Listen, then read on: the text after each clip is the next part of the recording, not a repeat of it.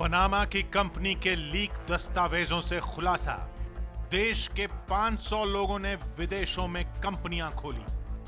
Panama की company की मदद से टैक्स चोरी का अंदेशा। लीक हुए दस्तावेजों में अमिताभ ऐश्वर्या के भी नाम। क्या कानून इसकी इजाजत देता है या काले धन को ठिकाने लगाया गया? पनामा पेपर्स का बड़ा खुलासा।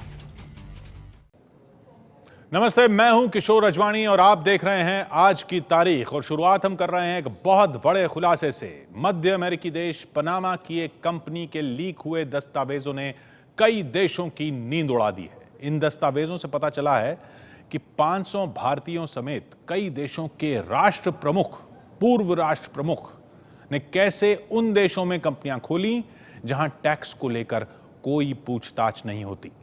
कई भारतीय हस्तियों की विदेशों में कंपनियों और संपत्तियों का खुलासा हुआ है।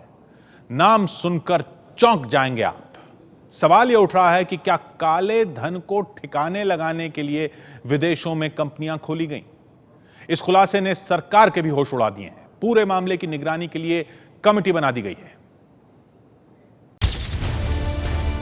सुपरस्टार अमिताभ बच्चन, अभिनेत्री ऐश्वर्या राय बच्चन, डीएलएफ के प्रमोटर केपी सिंह, उद्योगपति गौतम अदानी के भाई विनोद अदानी,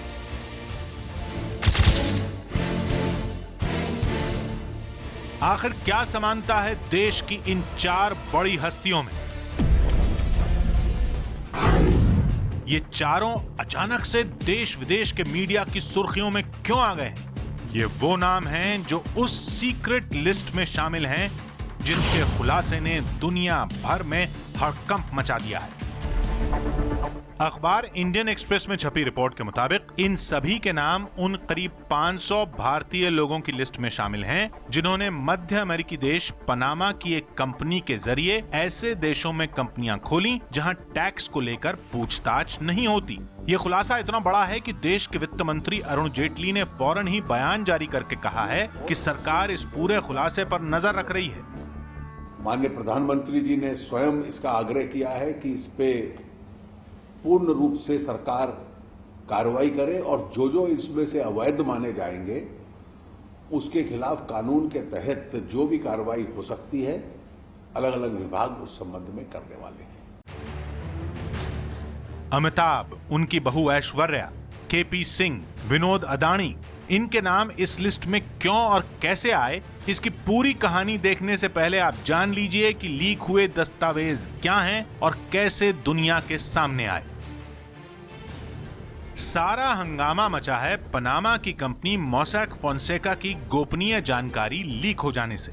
इस लीक से दुनिया भर के कई राजनेताओं, कलाकारों और खिलाड़ियों के बारे में पता चला है कि उन्होंने इस कंपनी के जरिए अरबों रुपए की संपत्ति ऐसे ठिकानों में छुपाई जहां किसी की पहुंच न हो। लीक हुई जानकारी को नाम दिया गया है पनामा पेपर्स। 1,10,00,000 से ज्यादा दस्तावेजों में दुनिया भर के ऐसे नामी लोगों के नाम सामने आए हैं कि भारत समेत कई देशों में हड़कंप मच गया है।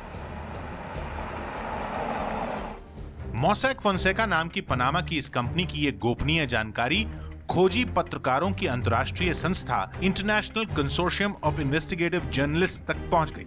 फिर 1 साल तक दुनिया भर के 100 से ज्यादा मीडिया संस्थानों के खोजी पत्रकारों ने इस जानकारी को खंगालकर इन नामों का खुलासा किया है। भारत में इंडियन एक्सप्रेस ने इस जानकारी पर काम किया। 200 से ज्यादा देशों के लोगों के नाम सामने आए और ये पता लगा कि इन्होंने पनामा की इस कंपनी के जरिए इस तरह की 2,14,000 से ज्यादा कंपनियां खोली।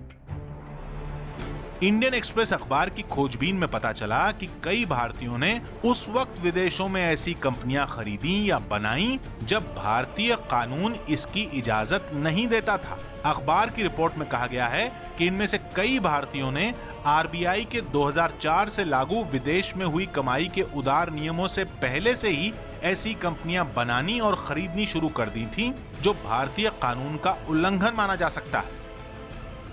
इंडियन एक्सप्रेस के मुताबिक जांच में अमिताभ बच्चन, ऐश्वर्या राय, डीएलएफ के मालिक केपी सिंह और उनके परिवार के 9 अन्य लोग, रियल एस्टेट की ही एक और बड़ी कंपनी इंडिया बुल्स के चेयरमैन समीर गहलोत, उद्योगपति गौतम अदानी के बड़े भाई विनोद अदानी, बंगाल के बड़े उद्योगपति और अब बीजेपी में शामिल हो चुके शिशिर बाजोरिया, लोक सत्ता पार्टी के पूर्व दिल्ली प्रमुख अनुराग केजरीवाल और मुंबई अंडरवर्ल्ड से जुड़े रहे इकबाल मिर्ची का नाम आया है। टैक्स चुराने के लिए, ब्लैक का व्हाइट करने के लिए और जो घूस का पैसा, क्राइम का, ड्रग का पैसा छिपाने के लिए इस प्रकार के टैक्स हेवन का उपयोग होता है। Panama is also tax haven. Report में अपोलो टायर कंपनी के मालिकों के शामिल होने की भी बात कही गई है, लेकिन नाम नहीं लिया गया है। इंडियन एक्सप्रेस के मुताबिक पनामा की कंपनी की लीक हुई जानकारी की जांच में सामने आया है कि अमिताभ बच्चन का नाम समुद्री जहाज चलाने का काम करने का दावा करने वाली 4 विदेशी कंपनियों के डायरेक्टर के तौर पर आया है। इनमें एक कंपनी ब्रिटिश वर्जिन आइलैंड्स और 3 कंपनियां बहामास में बनाई गई। ये दोनों देश टैक्स बचाने और कमाई छुपाने के ठिकानों के लिए बदनाम हैं। रिपोर्ट के मुताबिक ये चारों कंपनियां 1993 में बनाई गई। रिपोर्ट के मुताबिक ब्रिटिश वर्जिन आइलैंड्स में सी बल्क शिपिंग कंपनी लिमिटेड बनाई गई और बहामास में lady shipping limited, treasure shipping limited और ट्रैम शिपिंग लिमिटेड नाम की कंपनियां बनाई गई। इन चारों कंपनियों की शुरुआती लागत तो $5,000 से $50,000 यानी आज के भाव के हिसाब से 3.25 लाख रुपए से 33 लाख रुपए के बीच थी, लेकिन इन कंपनियों ने लाखों करोड़ों डॉलरों के समुद्री जहाजों का कारोबार किया।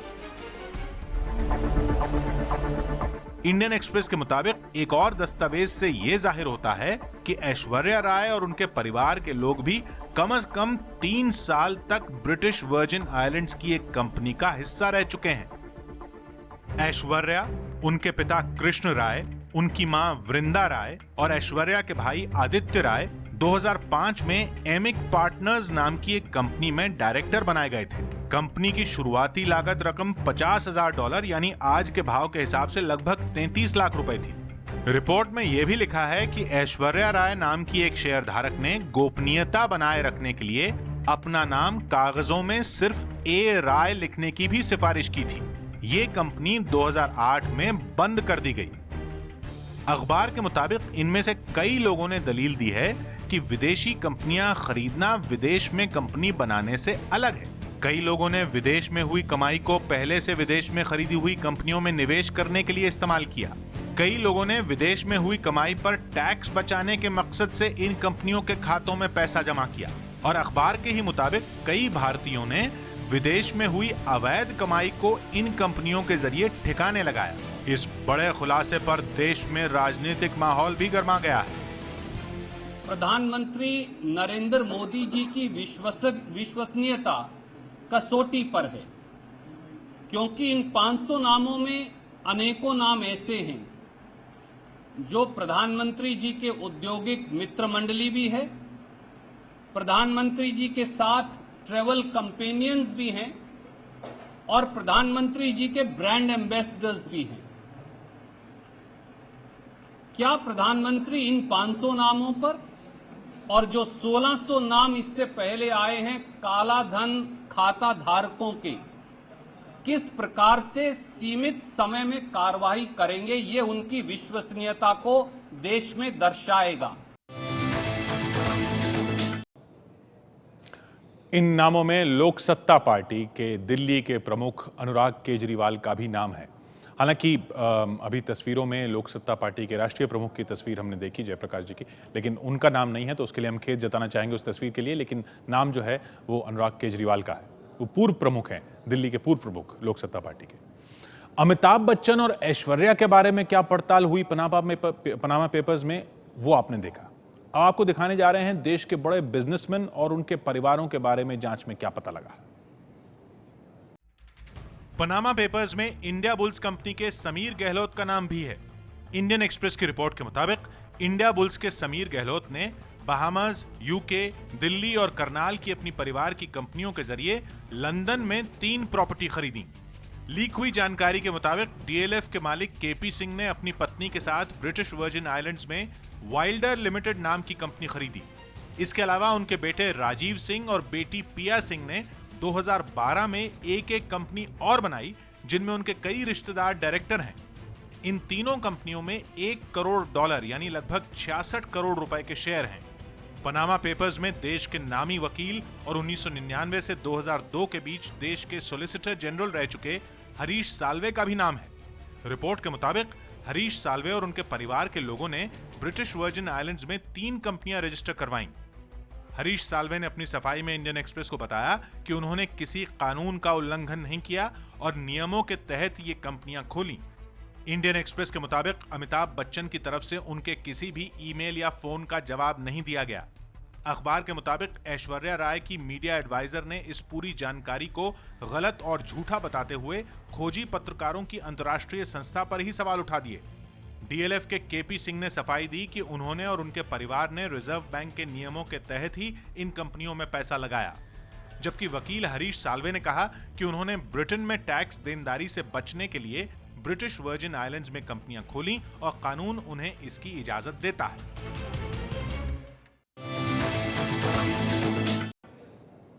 करीब 500 भारतीयों के अलावा पनामा पेपर्स में दुनिया के कई वर्तमान और पूर्व राष्ट्राध्यक्षों के भी नाम हैं।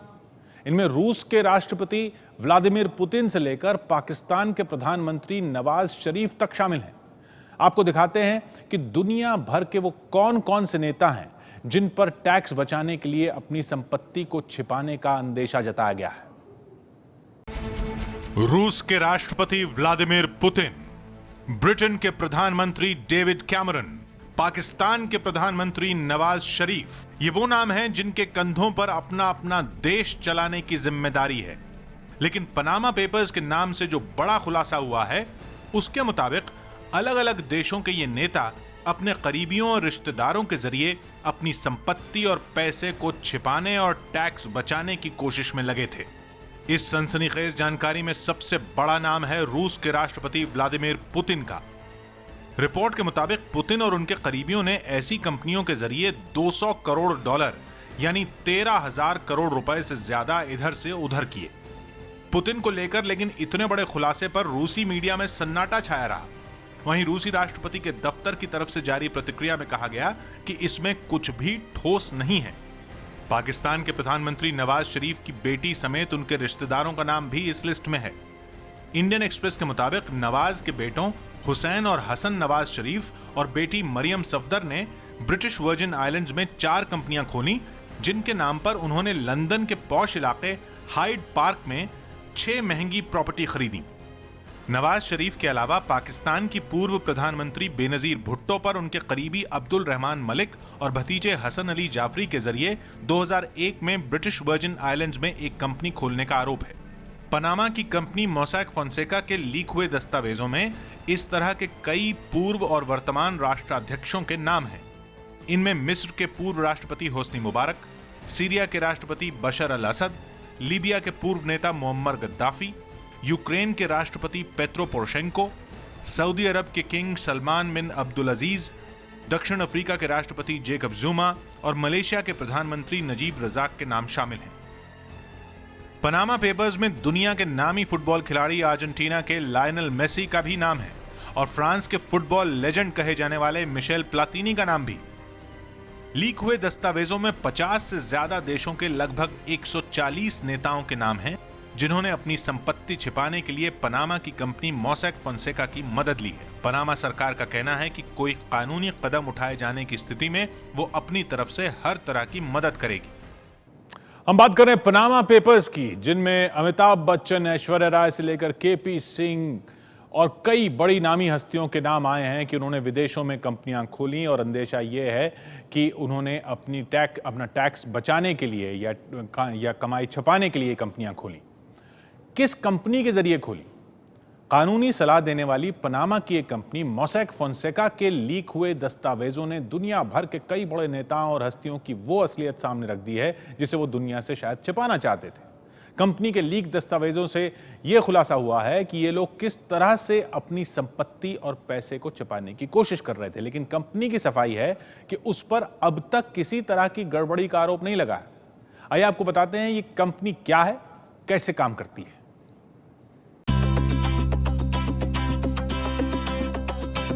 पनामा में ये आलिशान दफ्तर उसी मोसैक फोंसेका कंपनी का है जिसके लीक हुए दस्तावेजों ने दुनिया भर के कई बड़े नेताओं और हस्तियों को बेनकाब कर दिया है। मोसैक फोंसेका एक कानूनी फर्म है जिसके दुनिया के 35 से ज्यादा देशों में दफ्तर हैं। 1977 में बनी इस कंपनी का काम लोगों को उनके पैसों और उसके प्रबंधन से जुड़े मामलों में सलाह यानी फाइनेंशियल एडवाइस देना है। जो कंपनियां या लोग इस फर्म से फाइनेंशियल एडवाइस लेते हैं उसके बदले में वो फर्म को मोटी रकम चुकाते हैं। ताजा खुलासे के मुताबिक ये फर्म एडवाइस की आड़ में उसकी सर्विस लेने वाले क्लाइंट्स के लिए ऐसी कंपनियां बनाती है जो सीधे तौर पर उनके नाम पर नहीं होती। इनमें ज्यादातर कंपनियां ऐसे देशों में बनाई जाती हैं जहां टैक्स सिस्टम आसान है, यानी ऐसे देश जिन्हें टैक्स हेवन कहा जाता है, जैसे स्विट्जरलैंड और साइप्रस। मोसैक फोंसेका के पास उसके ग्राहकों की पूरी जानकारी होती है। इसी जानकारी का एक बड़ा हिस्सा लीक हुआ है। लीक हुए दस्तावेजों में पिछले 40 साल में इस फर्म की मदद लेने वाले करीब 2 लाख से ज्यादा अकाउंट्स का जिक्र है। हालांकि इस खुलासे के बाद मोसैक फोंसेका फर्म यह दावा कर रही है कि वो सारे काम नियमों के मुताबिक कर रही है। फर्म की तरफ से जारी बयान में कहा गया है, हम देश और दुनिया के बाजार में करीब 40 साल से काम कर रहे हैं और हमें कभी भी किसी भी मामले में गलत या दोषी नहीं पाया गया है। हाँ, हमारी कुछ गोपनीय जानकारी कुछ लोगों के हाथ जरूर लगी है। जो भी नाम सामने आ रहे हैं, चाहे वो फुटबॉल खिलाड़ियों के हों या माफिया के लोगों के, वो सभी हमारे ग्राहक नहीं हैं। वो उन बैंकों की संस्थाओं के ग्राहक हैं जिन्होंने हमारी किसी एक कंपनी को खरीद कर बेच दिया। इसके बाद उन्होंने उस कंपनी का क्या इस्तेमाल किया ये कोई नहीं जानता। यानी मोसैक फोंसेका फर्म साफ तौर पर इस पूरे मामले से अपना पल्ला झाड़ते हुए ये जताने की कोशिश कर रही है कि उसकी सेवाओं का किसी ने गलत इस्तेमाल किया है। यानी जिन लोगों के नाम सामने आए हैं उनके लिए उसने मनी लॉन्ड्रिंग या टैक्स चुराने से जुड़ा कोई काम नहीं किया।